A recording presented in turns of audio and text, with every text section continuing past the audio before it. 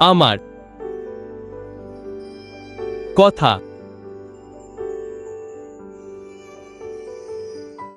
শুনুন। পৃথিবীর জাতিসমূহ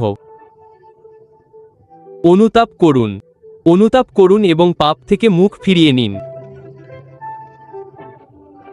মসীহ আসছেন এবং এটা জানা যাবে যে তিনি প্রভুর মুখ থেকেই কথা বলেছেন।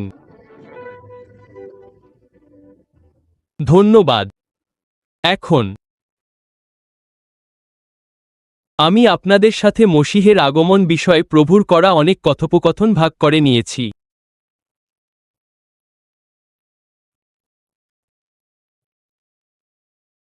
উদাহরণস্বরূপ 2017 সালের 15ই জানুয়ারির দর্শন। এবং আপনারা দেখতে পাচ্ছেন যে সেই দর্শনে প্রভু আমাকে পৃথিবীর উপরে তুলে ধরেন। এবং যখন আমি পৃথিবীর উপরে থাকি তখন সর্বশক্তিমান প্রভু আমাকে বামে এবং নিচের দিকে তাকাতে বলেন। এবং যখন আমি বামে এবং নিচের দিকে তাকাই আমি ঠিক সেই মুহূর্তটি দেখতে পাই যখন মণ্ডলী মহিমান্বিত হয় এবং সে মাটি ছেড়ে উপরে ওঠে। এবং তখন আমি দেখতে পাই যে তাদের কেবল একটি মহিমান্বিত দেহই নেই, বরং তাদের একটি মহিমান্বিত সরকারও রয়েছে, যার বিবরণ আমি বিশ্বব্যাপী দিয়েছি।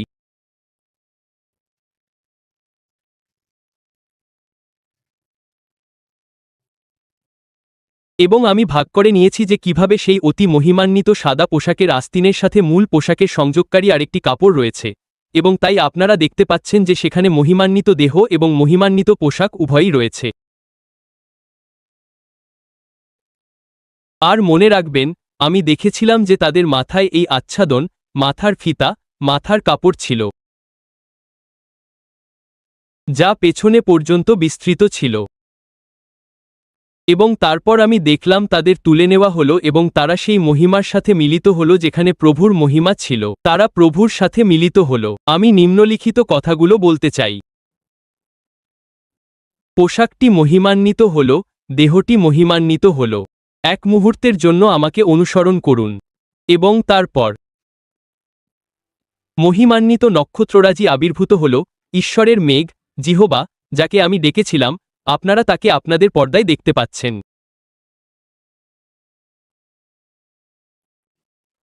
তিনি আবির্ভূত হলেন এবং তারপর ঈশ্বরের মেঘ এইভাবে নাটকীয়ভাবে এইভাবে খুলে গেল।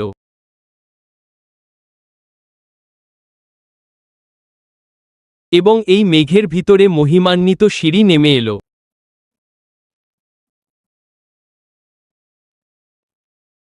এবং মহিমান্বিত অশ্রুগুলো খুব দ্রুত এইভাবে নেমে এলো। তারপর আমি তাদের দেখলাম যারা মহিমান্বিত হয়েছে এবং সেখানে প্রভুর সাথে মিলিত হয়েছে। 15ই জানুয়ারি 2017। আমি দেখলাম তাদের মহিমান্বিত পা অনন্ত জীবনের মহিমান্বিত সিঁড়ি স্পর্শ করছে।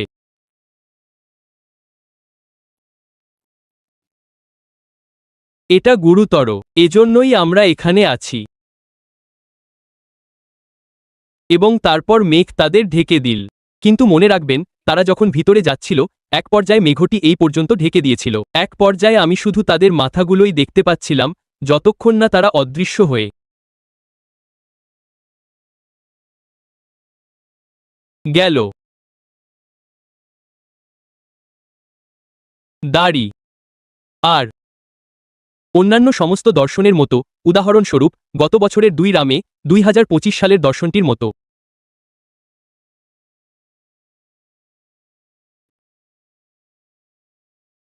এবার তিনি আমার পরিচিত কিছু লোককে সেই ভাবাবেশে সত্যিই অভিভূত করে নিয়ে যান এবং তিনি আমাকে মসীহের সেই মহিমা দেখান যা পৃথিবীতে আঘাত হানে।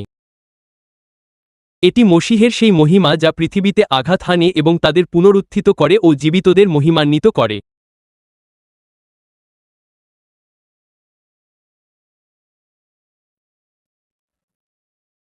তাই এবার তিনি তাদের মাত্র 2 মিটার কাছে নিয়ে এসেছিলেন। ফলে আমি দেখতে পাচ্ছিলাম যে মহিমান্বিত দেহটি সত্যিই সাদা, ঠিক সেই সাদা কাগজের মতো যেমনটা আপনি দেখেন যখন তিনি আমাকে রূপান্তরিত করেন।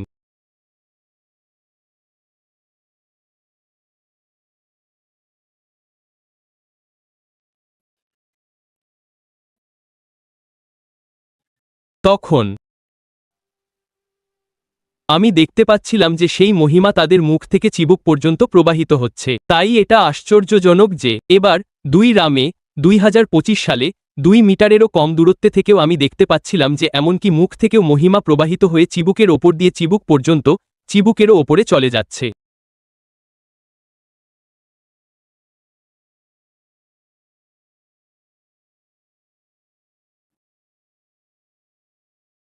সুতরাং প্রতিটি দর্শনে মণ্ডলীর মহাপ্রত্যাগমন বিষয়ক প্রতিটি কথোপকথনে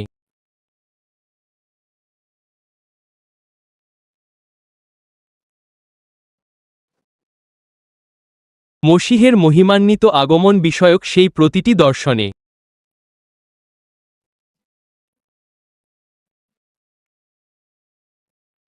আপনারা দেখতে পান যে এক মহিমান্বিতকরণ ঘটে। আর যাতে আপনারা এমন এক মহিমান্বিত দেহ লাভ করতে পারেন যা স্বর্গে ঈশ্বরের কাছে প্রবেশ করতে সক্ষম হবে।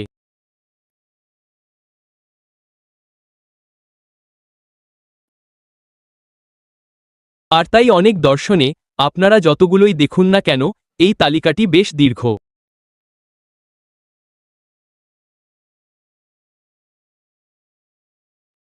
এখানকার অনেক দর্শনে প্রভু মণ্ডলীর পৃথিবী থেকে প্রস্থান, এই স্থান থেকে মণ্ডলীর প্রস্থানের বিষয়ে কথা বলছেন।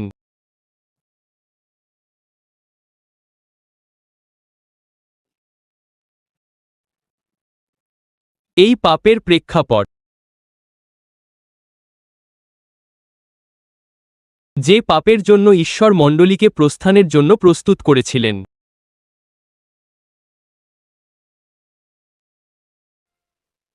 সেই বার্তাটি স্পষ্ট।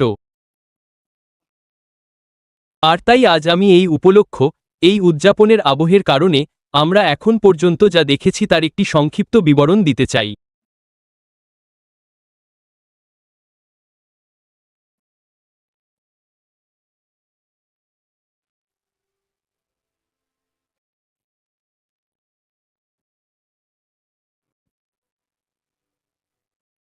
তাহলে মণ্ডলীর প্রস্থান বা স্বর্গে মণ্ডলীর প্রবেশ বিষয়ক সেই সমস্ত দর্শনে আমরা কি দেখেছি?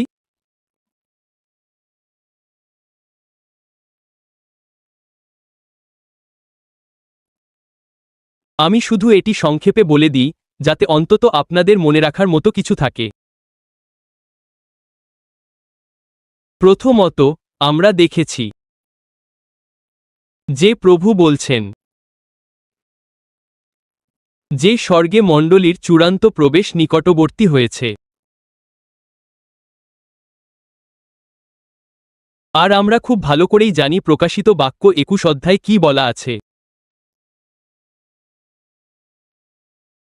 আমি আপনাদের সাথে 2023 সালের 29শে জানুয়ারির দর্শনটিও ভাগ করে নিয়েছি। 29শে জানুয়ারি 2023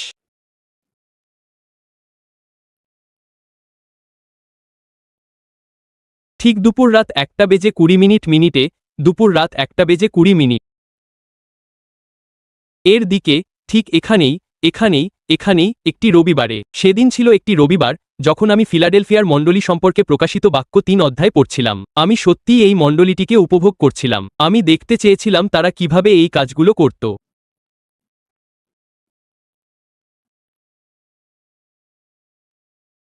যখন আমি এমন একটি জায়গায় পৌঁছালাম যেখানে তিনি নতুন জেরুসালেমের কথা উল্লেখ করেছেন। যখন আমি পৌঁছালাম যেখানে নতুন জেরুসালেমের কথা বলা হচ্ছিল, 12 থেকে 13 পদে যাচ্ছিলাম।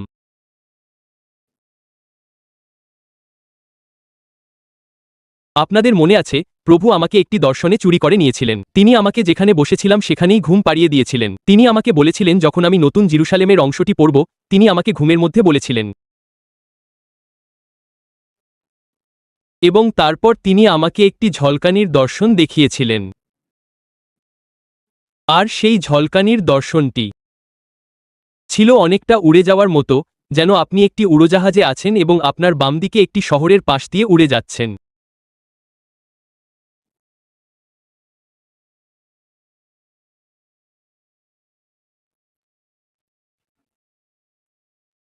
আর সেই ক্ষণিকের দর্শনটা ছিল এমন, যেন আপনি একটি উড়োজাহাজে আছেন এবং একটি শহরের পাশ দিয়ে উড়ে যাচ্ছেন আর সেটা দেখছেন, এবং এটা একটা ক্ষণিকের দর্শন। সবাই এক মুহূর্তের জন্য আমার দিকে মনোযোগ দিন।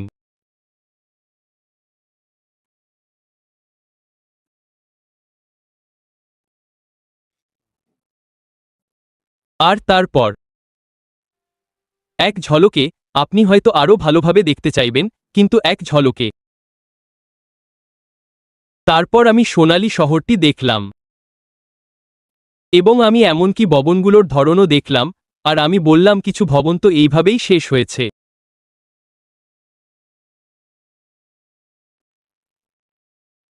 আর আমি দেখলাম যেন কেউ ভবনগুলোর দেয়ালে সোনার গুঁড়ো ছিটিয়ে দিয়েছে। একটি সোনালী শহর, একটি সুন্দর শহর, একটি মূল্যবান শহর। আমি জানি না কিভাবে এই শহরটির বর্ণনা দেব।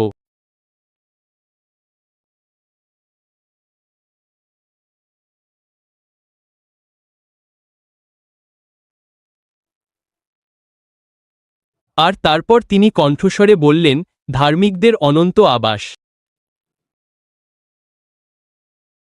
আপনাদের মনে আছে সেই রবিবারে যখন আমি সেই ক্ষণিকের দর্শন থেকে জেগে উঠেছিলাম?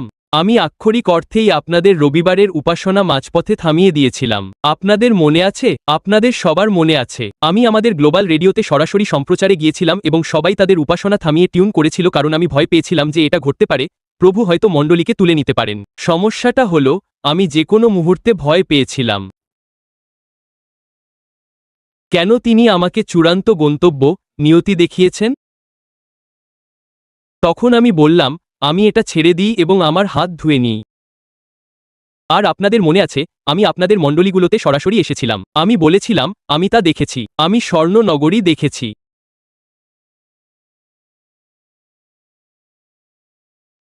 এবং প্রভু বলেছেন, ধার্মিকদের অনন্তকালীন আবাস। অর্থাৎ, প্রভু ধার্মিকতাকে মহিমান্বিত করছেন। তিনি ধার্মিকতাকে ডাকছেন। তিনি বলছেন, এটাই ধার্মিকতার সময়। তোমরাই ধার্মিকতার প্রজন্ম।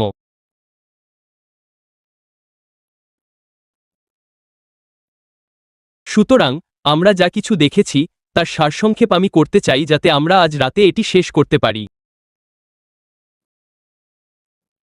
আমরা দেখেছি, প্রথমত, মণ্ডলীর র্যাপচার, উদ্ধার, হবে, যেদিনের কথা আমি এখন 22 বছর ধরে জাতিদের কাছে ঘোষণা করে আসছি। যখন এটি ঘটবে, প্রথমত, মণ্ডলীর যুগের অবসান ঘটবে।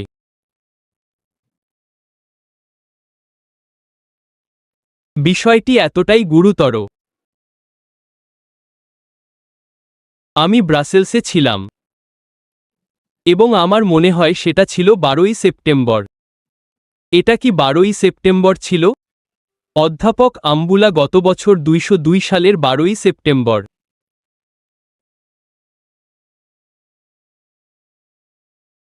ব্রাসেলসে পালকদের এরকম একটি সম্মেলনের কথা বলেছিলেন, এবং সেই রাতে আমি যখন তাদের কাছে যাচ্ছিলাম, তিনি আমার সাথে কথা বলেছিলেন।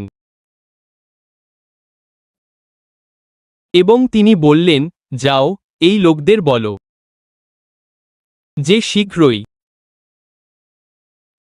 মণ্ডলী আর থাকবে না। তাই যখন আমি ঘুম থেকে উঠলাম, তখন আমি হতবাক হয়ে গেলাম। শীঘ্রই শব্দটি আমাকে বেশ নাড়া দিয়েছিল। দাড়ি। এবং তারপর তিনি আমাকে আবার ঘুম পাড়িয়ে দিলেন। তারপর তিনি আবার স্বরে বললেন, শীঘ্রই ঈশ্বর পিতার স্বরে আবার বললেন যে শীঘ্রই আর মণ্ডলীতে যাওয়া হবে না। এবং আমি ব্রাসেলস থেকে বিশ্বব্যাপী এটি প্রচার করেছি। সুতরাং এই দিনে, যখন এই ভবিষ্যদ্বাণীটি ঘটবে, যে কারণে আমরা এখানে সমবেত হয়েছি, যে প্রস্তুতি আমরা নিচ্ছি, যেদিন এটি ঘটবে, মণ্ডলীর যুগের অবসান ঘটবে। বিষয়টি এতটাই গুরুতর।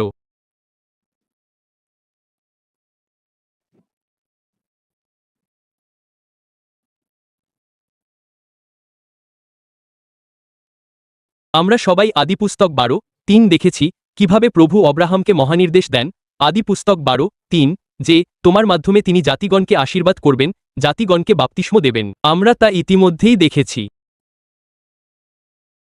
মহানির্দেশ আমরা মথি বিকেল 4:18 পদে দেখেছি যিশু বলেছেন যে তিনি তার মণ্ডলী নির্মাণ করবেন, তিনি কিভাবে মণ্ডলী নির্মাণ করবেন সে সম্পর্কে ভবিষ্যদ্বাণী করেছেন। আমরা প্রেরিত 2 অধ্যায় দেখেছি 50তমের দিনে মণ্ডলীর জন্ম হয়।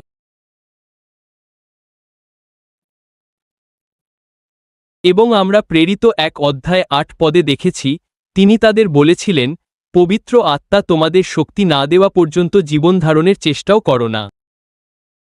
আমি কেবল আপনাদের কাছে সেই মণ্ডলী যুগের বৈশিষ্ট্যগুলো বর্ণনা করছি যা শেষ হতে চলেছে, অর্থাৎ এটি প্রভুর আত্মার এই অনন্য অন্তর্বাস দ্বারা বৈশিষ্ট্যমণ্ডিত।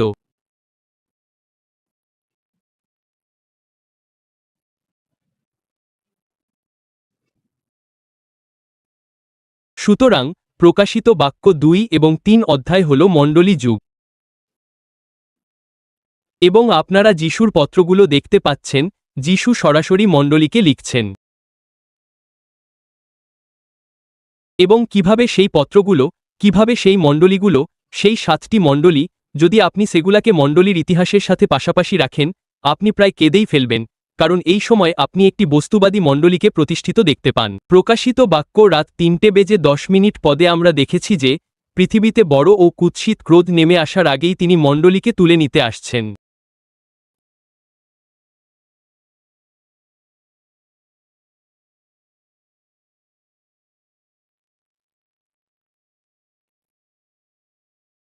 হে আমার প্রভু, প্রভু সত্যিই আমাকে জেরুজালেমে দেওয়া আমার ভবিষ্যদ্বাণীর মাধ্যমে এবং এই বাগানে দেওয়া আরেকটি ভবিষ্যদ্বাণীর মাধ্যমে সাহায্য করেছেন, যখন আমি ইউক্রেন রাশিয়া যুদ্ধের ভবিষ্যদ্বাণী করেছিলাম। আবার ঠিক এখানেই মনে করুন, সারা বিশ্বের প্রবীণ ধর্মযাজকগণ এখানে বসেছিলেন।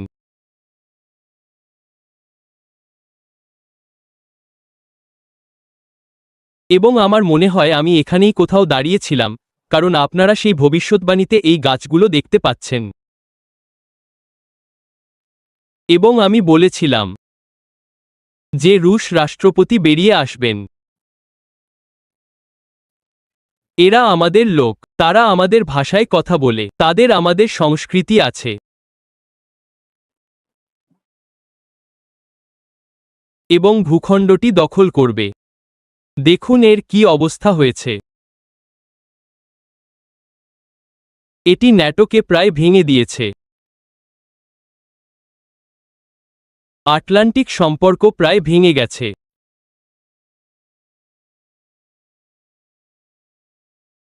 এবং তারপর জেরুজালেমে আমি যে ভবিষ্যদ্বাণী করেছিলাম তা এখন আপনার স্ক্রিনে রয়েছে। সুতরাং আপনারা সত্যিই বুঝতে পারছেন যে মণ্ডলীর এমন কিছুর মধ্যে থাকার কথা নয়। তাই এখন আপনারা বুঝতে পারছেন যে মহাক্লেশ আসছে। এবং সেই কারণেই প্রকাশিত বাক্য 3:10 তিনি বলেন, তিনি তোমাদের নিয়ে যাবেন কারণ তোমরা বিশ্বস্ত ছিলে, তোমরা বাধ্য ছিলে এবং ধৈর্য ধরে সহ্য করার জন্য আমার আদেশ পালন করেছ। আমিও তোমাদের নিয়ে যাব, তোমাদের এক স্থান থেকে সরিয়ে নেব, তোমাদের এক সময় থেকে, এক যুগ থেকে, এক পরীক্ষার যুগ থেকে নিয়ে যাব যা পৃথিবীর বাসিন্দাদের পরীক্ষা করার জন্য আসছে।